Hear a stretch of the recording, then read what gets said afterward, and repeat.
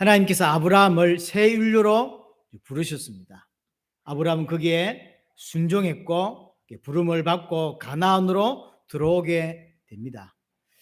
함께 가나안 사람들과 살지만 함께 동화되지 않기 위하여 장막에 거하고, 사람들은 우상 숭배하지만 다 우상 숭배합니다. 그러나 아브라함은 여호와께 제단을 쌓는 삶으로, 대부분의 사람들은 땅에 소망을 두고 물질에 소망을 두고 육신에 소망을 두고 살지만 아브라함은 새 하늘과 새 땅을 소망을 두고 살죠. 그 증거로 나그네 인생을 살게 됩니다. 장막에 거하면서 그런 인생을 살았습니다. 본향을 사모하면서. 그랬는데 갑자기 오늘 본문에는 어떤 일이 벌어지냐면 그 땅에, 그 약속의 땅에 심각한 문제가 발생한 겁니다. 그게 이제 기근이죠. 오늘 10절에 보면 두 번이나 이야기합니다. 기근이 들었다라고 말하고, 근데 그 기근이 얼마나 컸든지 나중에 보면 이렇게 굶어 죽는다고 생각하는 것 같아요. 그래서 심하게 들었다라고 10절에 말하죠. 기근이 심하였다라고 표현합니다. 약속의 땅에 가면 큰 민족을 이루고 또 복을 주고 장대하게 하고 너는 복이 된다라고 하나님이 말씀하셨죠. 그래서 약속의 땅은 축복의 땅이라고 생각했어요.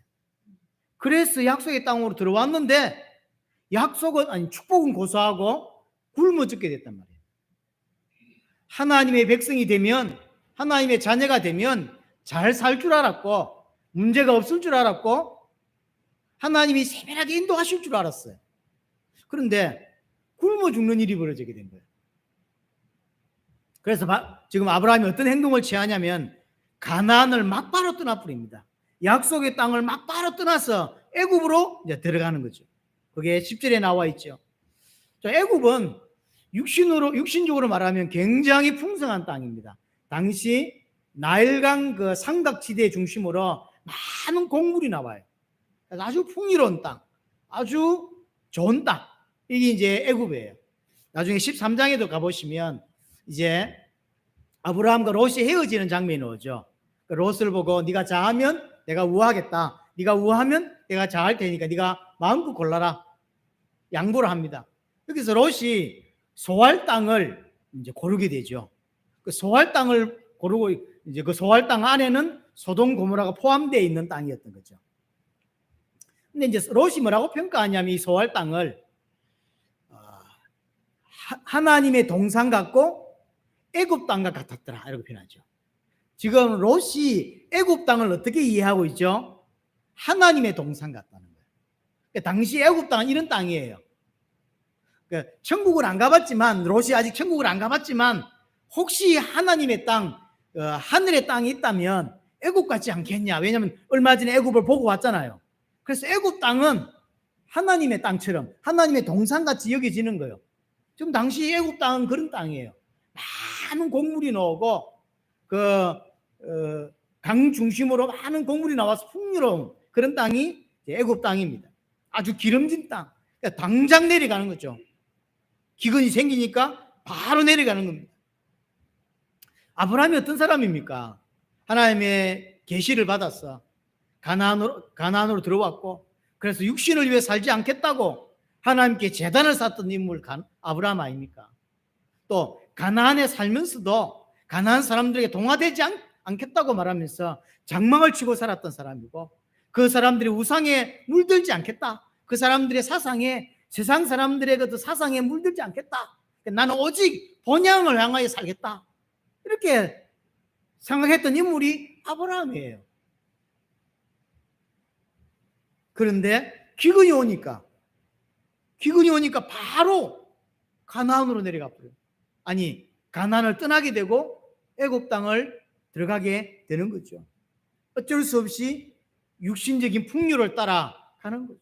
원래 마음은, 원래 신앙은 그렇지 않습니다. 원래 신앙은 저 가나안 사람들에게 동화되지 않겠고 그 사람들이 소망대로 살지 않겠고 나는 오직 하늘에 소망을 두고 하나님께만 예배하고 하나님만 의지하고, 그래서 돈 많이 벌었지만 본향에, 땅에 소망을 두지 않고 본향에 소망을 두는 그 믿음이 아브라함의 믿음이에요.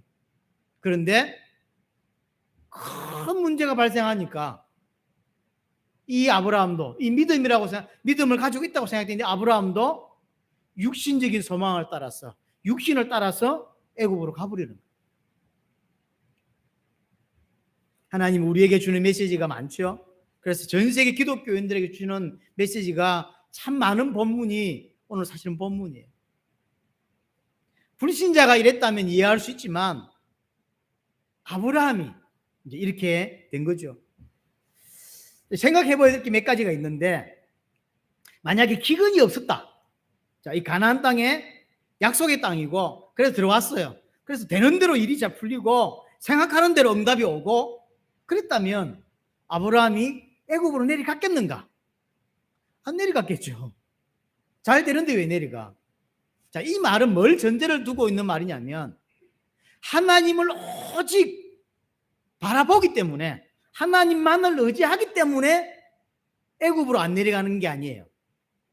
만약에 안 내려갔다면 뭔가가 잘 되고 풍성하고 돈이 잘 벌려서 안 내려갔다면 하나님만을 의지했기 때문에 안 내려간 게 아니란 말이에요. 그거는 하나님 의지와 상관없이 일이 잘 풀렸기 때문에 안 내려가는 거죠. 먹을 것이 풍성했기 때문에 안 내려가는 거예요. 기근이 없었더라면 아마 아브라함은 내려가지 않았을 것입니다. 그래서 문제가 있기 전까지는 아브라함이 진짜 믿음이 뭔지를 몰라요. 아브라함이 여호와를 향하여 단을 쌓고 장막에 거하고 나그네로 살면서 본향을 사모하며 살았다니까요. 거짓말이 아니에요. 히브리서에도 그렇게 이야기하고 있어요. 근데 그건 문제가 오기 전까지 자기의 생각이에요. 문제가 오기 전까지 자기는 그런 사람이라고 믿었어요. 근데 문제가 털커덕 오니까 기근이 털커덕 생기니까 나는 언약을 위해 살아라고 했는 아브라함이 마치 기다렸다는 듯이 애굽으로 바로 들어가 버리는 거예요. 그런 믿음이 아니라니까 원래가. 근데 문제가 딱 터지니까 자기의 믿음의 상태를 사실은 알게 되는 거예요. 그래서 하나님이 아브라함에게 기근을 준비한 거예요. 그래서 이 기근은 하나님이 아브라함에게 준 기근이에요. 원래는 굳이 없어도 되는 기근이었지만 하나님이 아브라함을 위해서 만든 기근이라니까요. 왜 이렇게 하시냐 하나님. 굳이 아니 교회 안 오는 것도 아니고요. 우리로 말하면 교회 잘 다니면서 하나님께 재단 잘 쌓고 있고 예배 잘하고 있고 헌금 잘하고 있고 사실은 부자이면서도 그렇게 부자 티 잘 안 내고 그래서 성경헌금 정말로 빵빵하게 잘하고 남들 볼 때 참 너무 좋은 신자예요. 근데 이 사람에게 왜 그렇게 하냔 말이에요. 정말로 하나님 원하시는 건 겉모습이 좋은 신자로 있기를 원하는 게 아니에요. 하나님은 하나님의 백성이 하나님 백성답게 준비되고 저 새하늘과 새 땅에서 하나님과 함께 영원히 함께하고 다스릴 수 있는 본향을 차지할 수 있는 자로 하나님 만들어 가기를 원하시는 거예요.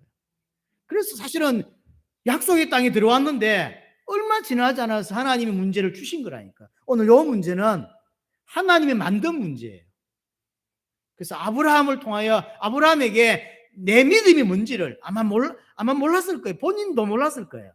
자기의 믿음이 이 정도인지 몰랐을 겁니다. 제단 쌓고 하나님께 와서 찬양하고 이럴 때는 자기 믿음이 좋은 줄 알았을 거예요. 아마 아브라함도. 근데 현실 문제가 딱 터진 거예요. 먹고 사는 문제. 현실 문제가 딱 터지니까 육신을 따라 땅의 것을 따라 땅의 소망을 따라 애굽으로 내려가게 되는 거예요. 그래서 보통은 문제 안 생기면 자기의 신앙 잘 모릅니다. 그죠? 문제가 안 생기고 시험 치면 합격하고 취직 서류 넣으면 합격하고 월급 따박따박 잘 나오고 투자하면 배로 불고 문제가 없으면 그래서 11주 잘하고 성경을 잘하고 가끔 목사님 따라서 해외 나가 그러면 와, 저 집사님 저분 진짜 믿음 좋아 라고 말한다니까요. 아브라함도 그랬어요. 같이 가나안 땅에 살면 되고 같이 집 짓고 살면 되고 부자 표시 내면 되는데 아브라함 그렇게 안 살았어요. 근데 그때까지 아브라함 자신도 몰랐어요. 자기 믿음이 그 정도인지. 근데 현실 문제가 딱 터지니까 먹고 사는 문제가 딱 터지니까요. 마치 기다렸다는 듯이 애국으로 바로 가버려요. 어쩔 수 없이 육신을 따라가고 어쩔 수 없이 땅의 것을 소망 두고 사는 곳으로 그쪽으로 가는 거죠. 이것이 현재 아브라함의 믿음이에요. 그래서 환경 좋을 때는 내 믿음이 어느 정도인지 잘 모릅니다. 그냥 생각으로 갖고 있는 믿음이기 때문에 잘 몰라요. 문제가 딱 터져보면 그 사람의 믿음, 그 사람의 신앙 상태가 이제 드러나게 되는 거죠. 쉽게 말하면 하나님이 아브라함의 믿음을 아브라함 자신이 느끼도록 드러낸 것입니다. 본인은 안 그랬으면 아마 굉장히 괜찮은 인물이라고 생각했을 거예요. 왜냐하면 다 그리 안 살잖아. 안 사는데 가나안 땅에서 혼자 떨어져 나와가지고 베델과 아이 사이에서 장막치고 살고 나그네로 살고, 그 돈 많은 부자가 나중에 이야기지만 나중에 돈 많이 벌었을 때 집 한 평 사지 않고 장막에서 그하고 나그네로 살았잖아요. 본인도 몰랐을 거예요. 하나님이 아브라함과 사라에게 지금 너희의 믿음이 뭔지를 좀 드러내신 거예요. 사건을 주어서, 문제를 주어서, 환경을 주어서 드러내게 하는 거죠. 이건 사실은 굉장히 감사해야 돼요. 굉장히 고통이겠지만, 굶어 죽게 생겼으니 얼마나 고통이고, 또 자기의 신앙이 드러났으니 얼마나 고통이겠습니까? 고통이겠지만 이래야만 성장합니다. 이래야만 자기 신앙을 정확하게 판단하게 되고 하나님 앞에 나오게 돼요. 하나님께 무릎 꿇게 돼요. 껍데기만 잘 믿는 신자로 살지 않게 되는 거예요, 사실. 분명히 머리로는 우르를 떠났고 말로는 하나님만을 의지하고 삽니다. 그러나 현실은, 진짜 믿음은 그게 아니에요. 우리도 얼마든지 그럴 수 있습니다. 우리도 얼마든지 예수님을 그리스도라고 고백할 수 있고, 오직 하나님만이 나의 아버지라고 고백할 수 있고, 하나님의 소원은 당대 세계복음화다라고 고백할 수 있습니다. 그거는 말이고, 그건 내 생각이고, 그렇죠? 내 고백이에요. 그런데 현실이 딱 부딪히니까 그 고백이 안 되는 거예요. 분명히 고백은 하나님만을 의지하고 산다고 했는데 문제 터지니까 그렇게 안 되는 거죠. 사실 그러면 아브라함이 구원을 못 받았냐? 그렇진 않죠. 아브라함이 안 믿냐? 믿습니다. 믿지만 여전히 땅 중심이죠. 여전히 육신 중심이고 여전히 땅에 소망을 두는 인생과 같은 상태인 거죠. 머리로는 믿죠. 머리로는 믿는데 실제로는 믿지 못하는 상황. 그래서 몸은 지금 가나안에 와 있지만 믿음은 아직까지 우르에 머무르고 있는 듯한, 그게 지금 아브라함이거든요. 그게 지금 사실 우리 이야기잖아요. 이 땅을 살아가는 기독교인의 이야기예요. 분명히 올바른 고백도 할 줄 알고 찬양도 할 줄 알고 헌금도 할 줄 알고 하나님을 섬기는 많은 모습들을 보이고 있지만 현실 문제가 딱 터졌을 때 드러나게 되는 거죠.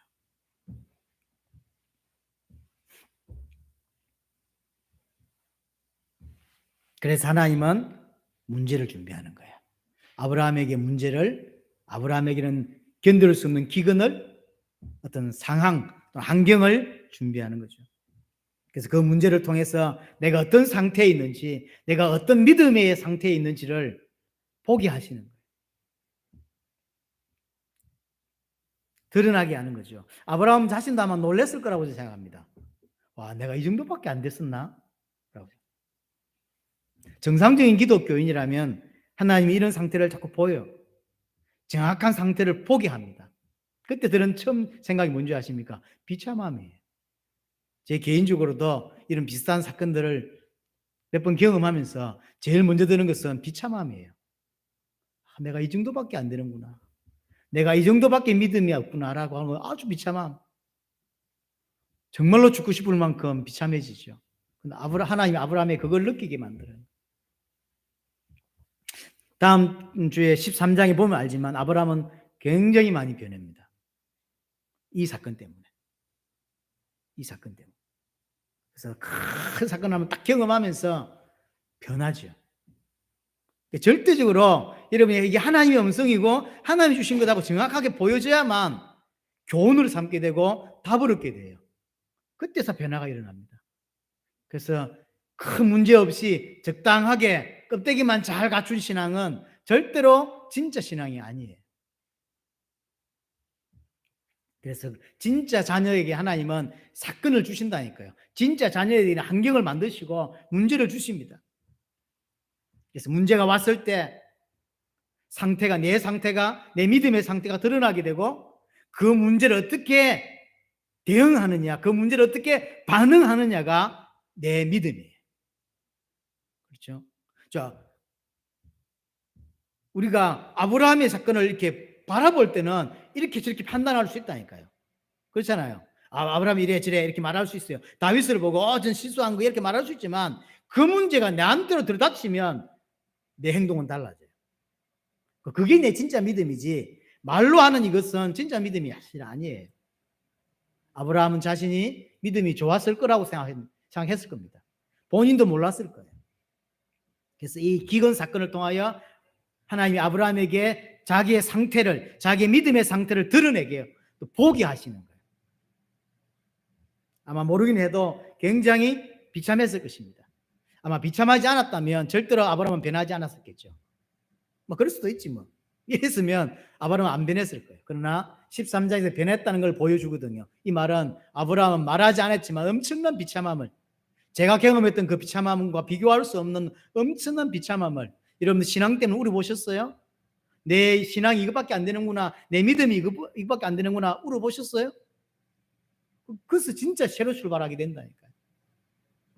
그래서 문제 왔을 때 상태가 드러나게 되고, 그래서 그 문제에 어떻게 반응하느냐, 어떻게 대응하느냐가 실제로 나의 믿음이 되는 거죠. 그래서 머리로 알고 있는 믿음은 진짜 믿음이 아닙니다. 하나님은 자기 백성을 그냥 이렇게 가만 내버려 두지 않습니다.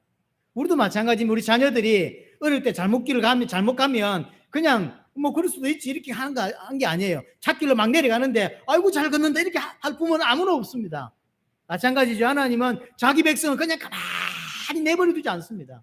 여러분에게 10년, 20년째 하나님이 내게 뭔가 간섭하시고 개입하시고 뭔가 야단치시는 것들이 없다면 여러분은 분명히 구원받은 자가 아닐 가능성이 큽니다. 구원받은 자는 하나님이 그렇게 내버려 두지 않으신다니까요. 왜 그러냐면 올바르게 가야 되니까. 하나님의 사람으로 만들어 가야 되니까. 당신의 아들로 만들어 가야 된단 말이에요. 그래서 하나님은 가만 내버려 두지 않습니다. 뭔가를 자꾸 준비하신다니까요. 그래서 하나님을 정말로 신뢰하는 자로, 하나님을 정말로 의지하는 자로 하나님이 만들어 가신다는 거죠. 자, 아브라함이 첫 번째로 뭘 모르고 있냐면 내가 기근 때문에 죽겠구나 이렇게 생각하는 거예요. 죽나요? 안 죽어요. 근데 아직 아브라함은 이 믿음이 없어요. 기근이 오니까 죽을 것 같다니까요. 망할 사건이 터지니까 망할 거라고 생각한단 말이에요. 그런 사람 많습니다. 이거 없으면 죽을 것 같아. 내가 남은 게 이거야. 이거 하나밖에 없어. 죽을 것 같아. 그럼 죽냐? 안 죽어요. 근데 그렇게 죽는다고 생각하거든. 아브라함이 지금 기근이 막 들여다지고 심하게 왔다 그랬어요. 성경에 2번이나 표현하거든요. 기근 때문에 죽는다고 생각한 거예요. 안 죽는데. 결국 이 이야기는 우리 이야기잖아요. 하나님은 우리에게 메시지를 통하여, 사건을 통하여, 사람을 통하여, 많은 걸 통해서 우리에게 메시지를 주고 있지만 우리가 어떤 행태가 되었든지, 교회의 메시지를 통해서든지, 사람을 통해서든지, 사건을 통해서든지 성경에서 요구하는 정확한 믿음을 가져야 돼요. 그 성경이 요구하는 믿음이 뭐냐면 예수를 하나님의 아들 그리스도로 믿는 거죠. 예수를 그리스도로 믿는다는 이야기는 예수님께서 십자가 부활로 모든 문제를 끝내셨다고 믿는 거예요. 사실은 나는 이제 하나님의 자녀로서 하나님의 백성으로 살아가는데 조금도 문제가 남아있지 않다. 모든 것 다 끝났다. 주님이 그리스도가 되셔서 다 해결하셨다라고 믿는 거예요. 그게 믿음이에요. 해결하지 않았기 때문에 해결받으려고 교회 오는 게 아닙니다. 해결받은 자가 교회 와서 하나님을 섬기고 하나님을 예배하는 거예요. 여러분들 믿음이 성경이 요구하는 믿음으로 체인지된 은혜가 있어야 됩니다. 초대교회를 그래서 우리에게 보여주는 거예요. 초대교회는 정말로 가난했습니다. 그랬죠? 그런데 사도행전 4장에 보면 어떤 표현이냐면 한 마음과 한 뜻이 되어 모든 물건을 서로 통용하고 그랬죠. 자기도 가난한데 더 가난한 자가 교회 안에 생기니까 서로 물건을 서로 나눠주면서 먹을 것을 서로 나눠 먹었다는 거예요. 이 말은 가난도 문제가 되지 않았다는 얘기죠. 그렇죠? 사도행전 5장에 보면 사도들이 예수를 전파하는 것 때문에 핍박을 받고 능력을 받는다는 표현이 나와요. 그 능력 받는데 사도들이 어떻게 표현되어 있냐면 기쁘게 받았다라고 되어 있는 거죠. 핍박 당연한 거다. 핍박 올 수밖에 없다. 근데 그 핍박을 기쁘게 여겼다는 거예요. 정말로 예수를 그리스도를 믿으면 핍박도 아무 상관없다. 사도행전 7장에 보면 스데반이 죽습니다. 죽는 장면이 나오죠. 정말로 예수를 그리스도를 믿으면 죽는 것도 문제가 되지 않는다. 정말로 예수를 믿는다는 이야기는 가난도 경제도 죽음도 어떤 것도 문제가 안 되는 거예요. 왜냐하면 주님이 다 해결하시기 때문에. 내가 어떤 사람이냐면 하나님의 백성이고 이제 하나님을 섬기는 자고 하나님을 위해서 사는 자고 그 하나님 뜻을 위해서 이제 존재하는 자라고 하는 것이 답이 나왔잖아요. 예수 믿는다는 게 그런 거 아니에요. 그 답이 나왔잖아요. 네, 그렇게 살아가는 데 있어서 조금도 문제되지 않는 거예요. 근데 교회 와서 왜 그게 문제가 된다고 말하고 자꾸 교회 와서 하나님께 왜 그걸 달라고 이야기하냐면 내가 살고자 하는 길과 하나님이 가라고 하는 길이 다르기 때문이에요. 하나님은 나를 자기 형상으로 만드시고 하나님을 섬기는 자로 하나님을 예배하는 자로 그래서 땅을 정복하는 자로 만들었다는 그게 사람의 존재 목적이라고 말하는 거예요. 그러나 하나님을 모르는 사람은 그거 필요 없고 그냥 난 돈 벌어가지고 잘 살고 성공하고 그게 내 삶의 목적이에요. 교회 와서 여전히 내 자신을 위해서 내 자녀를 위해서 내가 성공하고 내가 부자 되고 이것이 내 삶의 목표고 내 삶의 방향이라면 잘못된 거죠. 내가 인간답게 사는 대로 인간답게 사는데 조금도 걸림돌이 되지 않는 거예요. 예수를 그리스도로 믿는다는 이야기는. 그래서 모든 문제가 끝이 난 거예요. 경제 문제가 있는데 경제 문제가 없어요. 이 말은 부자란 말이 아니에요. 부자인데 경제 문제 있는 사람이 있어요. 가난한데 경제 문제가 끝이 난 사람이 있어요. 왜 그럴까요? 예수를 그리스도로 믿으니까. 예수를 그리스도로 믿는다는 이야기는 그게 다 끝이 나버린 거예요. 경제 문제 있기 때문에 돈 버는 게 아닙니다. 나는 끝이 났어요. 가난하도 괜찮고 부자라도 괜찮아요. 그렇죠? 그게 경제 문제 끝난 자예요. 그게 예수 믿는 자입니다. 하나님은 그렇게 믿기를 원하는 거죠. 그래서 아브라함 사건을 우리에게도 지금 기록해 주고 있는 거죠. 사건이 생기고 환경이 만들어져서 하나님 우리에게 요구하시는 건 이 믿음이에요. 정말로 예수님을 하나님의 아들 그리스도로 믿기를 원합니다. 모든 문제를 주님이 짊어지셨구나라고 깨닫고 그분을 올바르게 섬기고 올바른 인생을 살아가도록 요구하시는 것이죠. 오늘 본문 특징이 뭔지 아십니까? 롯 이야기는 하나도 안 나왔어요. 그렇죠? 그럼 롯이 안 내려갔을까요? 근데 13장 보면 그 땅에서 올라왔다고 되어 있어요. 또. 그 말은 내려갔어요. 아브라함과 같이 내려갔어요. 내려갔는데 단 한 부분도 롯에 대한 이야기는 안 나왔어요. 왜 그러냐면 이 사건은 아브라함과 사례를 위해 준비한 사건이지 롯을 위해 준비한 사건이 아니에요. 롯은 구원받았는지 안 받았는지는 잘 모릅니다. 하나님이 아브라함과 사례를 변화시키기 위해서 준비한 사건이 오늘 본문 사건이에요. 그래서 롯은 하나님의 관심 밖이에요, 지금. 자, 이 사건 때문에 두 번째 사건이 발생합니다. 한 번 불신앙을 합니다. 그래서 이제 애굽으로 내려갔죠. 애굽으로 내려간 것 때문에 또 사건이 발생해요. 그게 뭐냐면 11절부터 이야기가 그 이야기죠. 그가 애굽에 가까이 이르렀을 때 그의 아내 사레에게 말하되 내가 알기에 그대는 아름다운 여인이라. 이때 사레의 나이가 몇이죠? 65세. 그때와 지금하고는 조금 다르긴 합니다. 아기를 낳을 수 없는 상태가 되었고 그 다음에 65세라. 옛날 목사님들이 할망구라고 자꾸 그 할망구 뭐 이쁘다고 이랬는데 제가 보면 그 할망구 아니에요.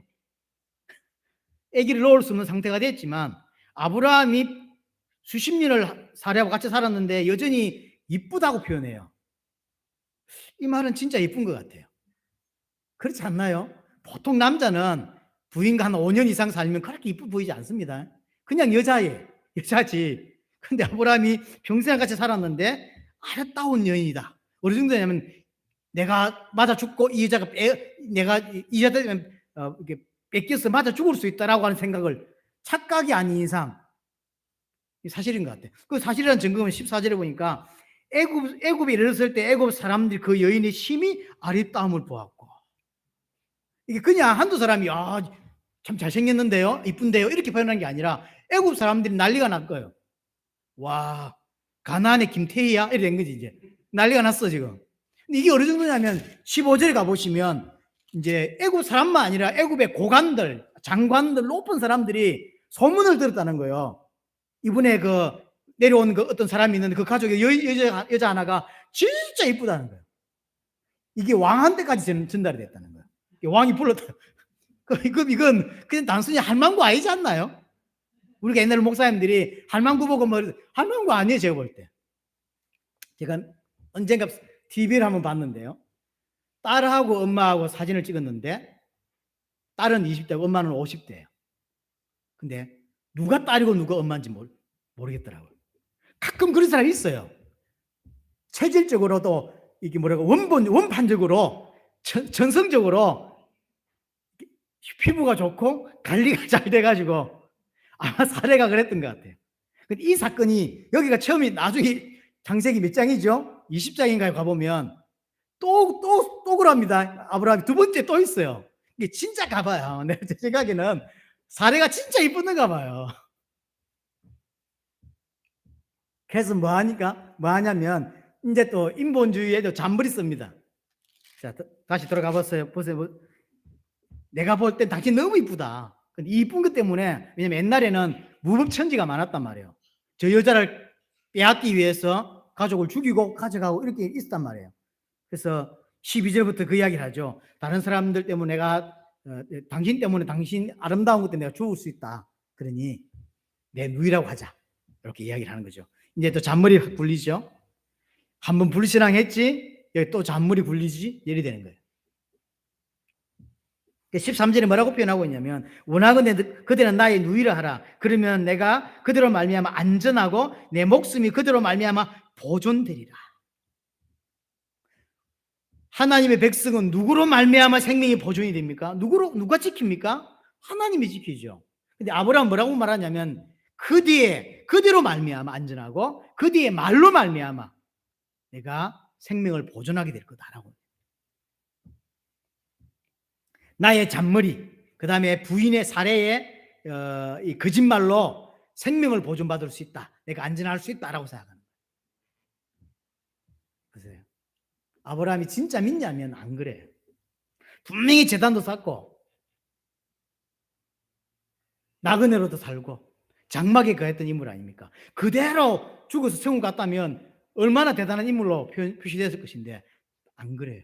불신앙해서 안 죽을 건데 죽는 줄 알고 내려왔죠. 내려오니까 생각지 못한 문제가 또 터졌어요. 부인 너무 아름다워. 이것 때문에 자기가 죽을 것 같아. 그래서 자기 잔머리 막 굴리죠. 인본주의 막 씁니다. 거기다 잔머리 이것을 부인한테도 부탁을 하는 거죠. 그래서 나의 잔머리와 너의 거짓말로 내가 생명을 보존받게 될 거다. 하나님을 안 믿는 거예요. 말은, 행동은 하나님 의지한다고 했는데, 그래서 제단도 쌓고 예배도 하고 했는데 실상은 그렇지가 않죠. 또 하나의 특징 중에 뭐냐면요, 사례는 말이 없어요. 사례가 말이 없어요. 아무 말이 없어요. 나중에 바로가 데려갑니다. 여기도 말이 없어요. 원래 말이 있었는데 기록을 안 한 건지 모르지만 일부러 우리한테 뺀 거거든요. 만약 말을 했다 할지라도. 사례가 아무 말이 없어요. 이런 것도 어디가 있을까요? 집사람이 집사람이 어디 갔는데 집사람 미모 때문에 내가 죽게 생겼어. 그래서 내가 꼬셔가지고 내 와이프라고 하지 마라 이래가지고, 그럼 이제 집사람이 드디어 내가 박목사님한테 벗어나는 건가? 이래야 됩니까? 아니면 야 이 새끼야 이래야 되는 거예요. 사례는 뭘 해야 돼요? 욕을 한 바가지 했어야지. 그리고도 네가 내 남편이야 이 새끼야 이래야 되는데 아무 말이 없다니까. 모르지. 아브라함이 하도 성질머리가 이상해가지고 내가 드디어 이제 왕후가 되는 건가 이러면서 갔는지 아무도 알 수는 없습니다만요. 제 개인적으로는 아브라함이 사례를 설득했을 것 같아요. 설득을. 뭐로 설득했을까요? 언약으로 설득했겠지. 신앙으로 설득하는 거예요. 서로. 왜? 창세기 12장 1절 2절 하나님이 내게 뭐라고 말했냐면 큰 민족을 이룬다 그랬고 내 이름을 창대한다 그랬고 엄청난 복을 주신다고 했다. 근데 내가 죽으면 하나님 언약이 지키겠냐? 내가 살아야 하나님 언약이 완성될 수 있고 성취될 수 있다. 난 살아야 된다. 당신과 내가 힘을 합쳐서 하나의 언약을 성취하자. 협력하여 선을 이루자. 뭐 이랬겠지. 나쁜 놈이죠. 제가 볼 때 쓰레기예요. 이 아브라함이 굉장히 이상한 놈이 지금. 진짜 믿음이 안 들었었다니까. 폼만 믿음이 좋지 실제로 믿음이 안 그런 거예요. 언약을 싹 하면서 왜냐면 그렇듯 하잖아요. 아브라함이 언약을 싹 내세우면서 합리화시키는 거죠. 합리화. 사실은 안 믿는 거죠. 오만설을 다 했겠지만 실제로는 안 믿는 거죠. 이런 모습들이 기독교인들에게 여전히 있습니다. 우리에게도 있을 수 있고. 보세요. 우리는 역사에서 일제시대를 경험한 적이 있죠. 그때 신사참배를 만들어 놓고 거기에 절하게 했어요. 그러니까 절하자고 하는 성도와 절하면 안 된다고 하는 성도가 나왔죠. 절하면 안 된다라고 하는 사람, 대표적인 사람들이 주기철, 한상동, 주남선 이런 목사님들이란 말이에요. 그래서 그것 때문에 감옥 가고 결국 순교했단 말이에요. 그래서 일사각오란 말이 거기서 나온 거죠. 사람이 한 번 죽지 두 번 죽겠냐? 하나님 똑바로 섬기다 가겠다. 그래서 사실은 감옥 가서 죽은 인물이 주기철 목사란 말이에요. 또 감옥 이제 해방되가 난 이후에 많은 목사들이 우상숭배했잖아요. 신세삼배가 설했단 말이에요. 이 문제 때문에 한국 교회가 크게 쪼개집니다. 이 두 문제의 똑같이 특징이 뭐냐면 우상숭배 하자라고 했던 사람들, 목사님들. 홍택기 이름이 헷갈렸는데 지금 제가요. 당시에 홍택기라고 하는 목사가 주동이 돼가지고 갔단 말이에요. 신사참배에. 이 사람들이 뭐라고 말하냐면 내가 살아있어야 교회를 유지하고 복음을 전할 수 있을 거 아니냐. 신사참배 반대한다는 거 좋아. 그거 하나님 섬기는 거 맞아. 그러나 죽으면 어떻게 복음을 전할 수 있겠냐. 살아야 된다. 그렇게 말했어요. 또 이제 해방되고 나서 교회 전체 한국 교회가 함께 회개해야 된다. 왜냐하면 한국 교회가 하나님께 우상숭배했다. 그래서 모든 교역자는 3개월 동안 강단에 설 수 없게 하자. 그래서 함께 딱 그 시간만은 메시지 듣지 말고 함께 회개하고 금식하고 그래서 한국 교회 새로워져야 된다라고 주장을 했습니다. 몇 목사님들이 그 이제 한상도 목사 같은 사람들. 근데 신사 참배하고 이렇게 신사 참배했던 목사님들은 뭐라고 표현했냐면 너희들은 신사 반대해가지고 감옥 가서 주는 밥 먹고 편하게 있었지 않냐. 우리는 밖에서 교회 지켰다. 얼마나 힘들었는지 아냐. 뭐가 더 힘든 줄 아냐. 저게 우상인 걸 알면서도 절하고 저게 우상인 줄 알면서도 이 교회를 지키기 위해서 전도하기 위해서 우리가 절했던 거 얼마나 더 힘든 줄 아냐 라고 말했어요. 어떻게 생각합니까? 기싸대기를 날려야 돼요. 그래서 언제든지 그런 놈들이 총회장하고 그런 놈들이 항상 위에 있습니다. 항상. 그래서 장로교회가 이게 고신과 합동이 이게 찢어지는 케이스가 그것 때문이에요. 우상숭배한 놈들하고 같이 있을 수 없다 그래서 떨어져 나간 팀이 고신이고 우리는 지키려고 우상숭배했다. 우리가 더 힘들었다. 너는 감옥에서 주는 밥 먹고 잘 살았지 않냐. 나는 밖에서 핍박받으면서 교회 지키고 전도했다. 라고 우상숭배한 것들이 신사참배한 것들이 그렇게 말했단 말이에요. 그 말이 됩니까? 근데 지금 역사를 보면 항상 그런 놈들이 항상 위에 있어요. 그런 놈들이 주역이에요. 그런 놈들이 총회장 먹고 그런 놈들이 다 그렇게 살았다니까요. 똑같습니다. 지금도 마찬가지예요. 아브라함이 불신앙으로 애굽으로 내려오게 됩니다. 그러다가 생각지도 못한 문제가 또 터졌어요. 그래서 잔머리로 아내를 팔아먹는, 원래 계획은 누이라고 하면 그럼 나는 안 죽겠지라고 정도 생각했어요. 그런데 그렇게 끝날 줄 알았던 문제가 바로가 와서 데려가네. 자기 와이프 삼겠다고. 생각지 않은 문제가 터진 거죠. 그런데 바로가 데려갈 때 번복할 수가 없어요. 왜냐하면 누이라고 했기 때문에. 결국은 어떤 상태가 되냐면 많은 돈을 받고 마누라를 팔아먹은 격이 돼버렸어요. 모습은 그게 아니지만, 왜냐하면 지참금이라는 걸 내가 주잖아. 그래서 바로왕이 나타나가지고는, 나타날 줄 몰랐지. 바로왕이 나타날 줄 알았나디. 바로왕이 나타나서 사라를 데려가는데 돈을 많이 줬단 말이죠. 거기 성경에 보면. 결국 어떤 행태가 됐냐면 마누라를 돈 받고 팔아먹은 격이 돼버렸어요. 한 번의 불신앙이 또 다른 불신앙으로, 또 다른 인본주의로 계속 가게 되는 거예요. 자, 여기에 드디어 하나님이 이제 개입하십니다. 그게 17절부터 20절 마지막까지 이야기가 하나님이 개입하시는 장면입니다. 17절 보시면 바로가 17절에 여호와께서 아브라함의 아내 사레의 일로 바로와 그 집에 큰 재앙을 내리신지라. 사레의 일로 큰 재앙을 내렸다라고 표현되어 있습니다. 이 재앙이 도대체 뭔지는 잘 모릅니다. 다른 이제 성경들 이제 번역을 보니까 역병으로 번역한 성경들이 몇 군데가 있더라고요. 역병 있을 수도 있고 뭔지는 잘 몰라. 약간 하나님이 재앙을 내리셨어요. 그리고 이 재앙이 누구로부터 임했는지를 바로 왕이 이제 안 거죠. 18절에 바로가 아브라함을 불러서 부릅니다.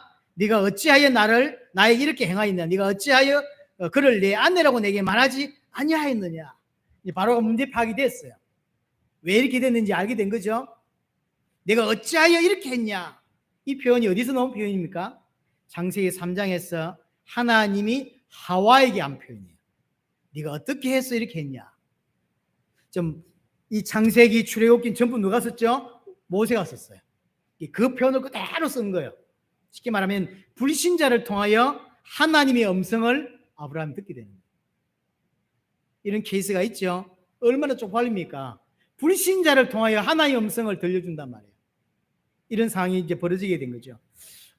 생각보다 바로왕이요, 사람 죽이고 그럴 줄 알았는데 굉장히 어려운 사람처럼 나오죠. 모든 수혜도 많이 줬고, 그 다음에 마지막 20절에 보시면 모든 소유를 뺏는 것이 아니라, 뺏어서 쫓아내 보내는 게 아니라 모든 소유를 가지고 가도록 하죠. 그래서 바로왕은 굉장히 나쁘다 안 나쁘다 이렇게 볼 수 없도록 그렇게 표현하고 있죠. 자, 마지막 20절에 보면 내보내었다라고 표현되는데, 사실 내보냈단 말이 샬라흐라고 하는 히브리어인데요. 이 샬라흐는 뭔 뜻이냐면 쫓아내다라는 뜻이에요. 한국 성경은 너무 부드럽게 표현했어요. 내보냈다. 실제로는 쫓아낸 거예요. 이 표현이 딱 세 군데 표현으로 나오는데요. 창세기 3장에서 하나님이 아담을 쫓아내죠. 에덴 동산에 쫓아내죠. 이때 쫓아내다. 또 하나가 출애굽기에서 바로 왕이 이스라엘 백성을 쫓아내 보냅니다. 빨리 가라.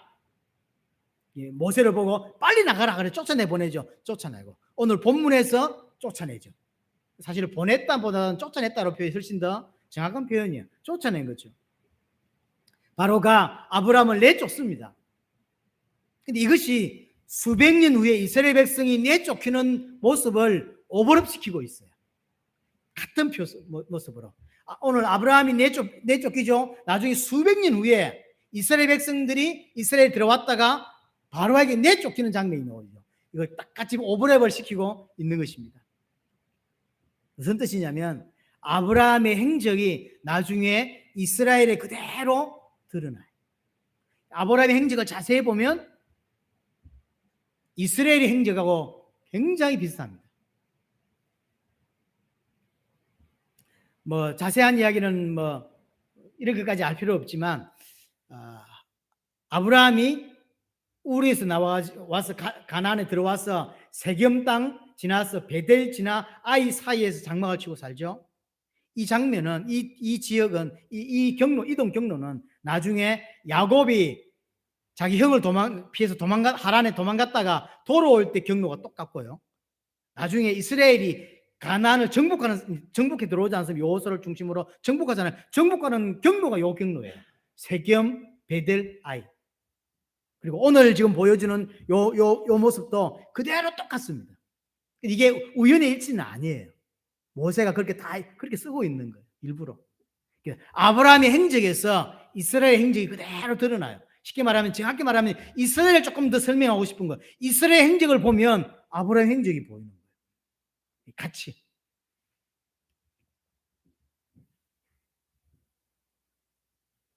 기근 때문에 아브라함이 애굽으로 내려가죠. 그리고 올라옵니다. 이 모습은 기근 때문에 이스라엘 백성이 요셉 때 애굽에 내려갔다가 430년 후에 올라오죠. 모습이 똑같아요. 그래서 아브라함의 행적을 통해서 이스라엘의 모습을 우리에게 보여주고 있는 거죠. 근데 이 모습이 그냥 모습만 같냐면 불신앙하는 거라든지 이런 것들이 정말 똑같아요. 결국 이 모습은 또한 우리의 모습이에요. 아브라함의 아브라함의 모습, 이스라엘 모습과 똑같고 그 모습이 이 땅의 기독교인의 모습과 사실은 똑같습니다. 너무 닮았죠. 그래서 아브라함은 오늘 이스라엘의 모형으로서 그림자로서 등장하게 되는 거예요. 불신앙하고 인본주의 쓰는 아브라함이 우리의 모습이라는 이야기고 오늘 사례가 그리스도의 모형으로 등장해요. 반대죠. 오늘은 모든 문제를 혼자 뒤집어 쓰고 치욕을 당하는 사례. 인간의 모든 죄를 다 뒤집어 쓰고 치욕을 당하시는 예수 그리스도. 남편의 거짓말을 과연 사례가 몰랐을까요? 알았어요. 알았지만 남편 살리기 위해서 참죠. 그게 그리스도의 사랑을 나타내는 거죠. 예수 그리스도께서 우리의 죄가 뭔지 몰랐어. 또는 왜 죽어야 되는지 몰라서 죽는 것이 아닙니다. 예수님이 다 하시지만 나를 살리려고, 자기 아들 살리려고 모든 죄를 짊어지고 십자가에 죽는 거예요. 사라의 모습에서 그리스도의 모습을 보여주고 있는 거죠. 자, 정리하겠습니다. 하나님은 우리를 위해서 환경을 준비하시고 기근을 준비하신 거예요. 아브라함에게는 기근이었지만 우리에게는 환경이나 사건이겠죠. 왜 이렇게 준비하시냐면 우리의 신앙의 성장을 위해서 하나님의 백성으로 만들어 가려고 하는 거예요. 분명히 그 만들어가는 과정은 분명히 고통스러울 수 있습니다. 왜냐하면 아브라함이 기근이라고 하는 게 고통일 수밖에 없거든요. 우리도 마찬가지예요. 그러나 하나님의 뜻은 우리를 정말로 본향 들어갈 수 있는 하나님의 백성으로 만들고자 하는 거예요. 하나님의 아들로 만들고자 하는 거죠. 온전히 하나님을 신뢰하고 온전히 하나님을 의지하는 자로 하나님 만들어 가고자 하시는 것입니다. 그래서 사건을 주고 그래서 환경을 만드시는 거예요. 여러분 지난 교회 다닌 지 얼마 되셨습니까? 한번 돌아보세요. 여러분 신앙이 사건을 만나고 메시지를 듣고 교회를 다니면서 성장하고 변화되고 업그레이드가 되셨나요? 아니면 계속 후퇴하고 있나요? 아니면 뭔지 모르지만 그 자리에 서 있는 것 같습니까? 보셔야 돼요. 아브라함이 이 큰 사건을 통하여 다음 주에 보게 되겠지만 아브라함은 정말로 큰 변화를 일으키게 되죠. 이래야 합니다. 여러분의 주는 환경, 어떤 사람 일평생 어떤 환경을 안 바꾸십니다. 하나님이 계속 고통을 머물게 하십니다. 왜 그럴까요? 변화라고 하는 거예요. 고통을 주는 데 목적이 있는 것이 아니라 변화라고 하는 거죠. 실제로 하나님을 의지한다는 건 어떻게 됐을 때 의지할 수 있죠? 정확하게 믿었을 때, 하나님을 알 때 의지할 수 있는 거죠. 하나님을 모르기 때문에 의지하지 못해요. 진짜 하나님을 알면 의지할 수밖에 없죠. 그러면 우리가 의지한다라고 하는 건 뭐가 전제가 된 거냐면 하나님을 안다는 걸 전제된 거죠. 하나님을 안다는 거죠. 그래서 예수님이 신앙을 한마디로 정의하신 게 요한복음 17장이죠. 영생이 뭐냐라고 설명하면서 영생은 나를 보내신 자, 예수 그리스도와 나를 보낸 그 하나님을 아는 것이다라고 표현하죠. 그러니까 하나님 아는 게 구원이고 하나님 아는 게 믿음이고 하나님 아는 게 신앙의 성장이에요. 아는 만큼 믿게 돼 있고 아는 만큼 신뢰하게 돼 있고 아는 만큼 의지하게 돼 있어요. 왜 나는 하나님을 의지하지 못할까? 머리로만 믿기 때문인 거죠. 그를 아는 만큼 의지하고 그를 아는 만큼 신뢰하고 그를 아는 만큼 섬기게 돼 있다는 사실이죠. 여러분, 메시지를 통하여 이런 상황을 통하여 사건을 통하여 계속 더 하나님을 알아가고 그래서 하나님을 의지하는 인생이 되어지시기를